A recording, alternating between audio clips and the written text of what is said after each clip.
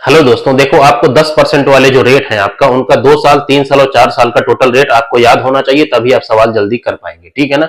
देखो 10 साल के केस में आपका जो 2 वर्ष के लिए टोटल रेट होता है वो 21% होता है। ठीक है ना। 3 वर्ष के लिए 33.1% होता है और 4 वर्ष के लिए 46.41% आपका होता है। ठीक है ना। कुछ चीजें आप याद रखोगे तभी जल्दी कर पाओगे। ठीक है ना। अब देखो इस सवाल को आप देखिए, यहाँ पे आपका 4 वर्ष के अंत में आपको राशि दी हुई है। ठीक है ना। कभी भी आप जनरली देखना, कभी भी 4 वर्ष का आपसे ब्याज या राशि कुछ भी पूछेगा तो रेट आपका 10% आपका दिया होगा। ठीक है ना। तो अगर आप इसको याद रखेंगे तो जल्दी बना ले जाएंगे। ठीक है ना। तो देखो ये आपके मिश्रधन अमाउंट की वैल्यू है। ठीक है ना।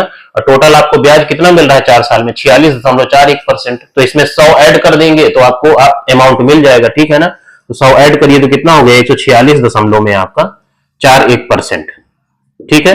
इसी की वैल्यू आपको ये दी हुई है। ठीक है ना। अब एक चीज देखो, आप यहाँ पे लास्ट में आपका 1 है, दशमलव के बाद नंबर है, लास्ट वाले 0 का कोई मतलब होता नहीं है। ठीक है ना।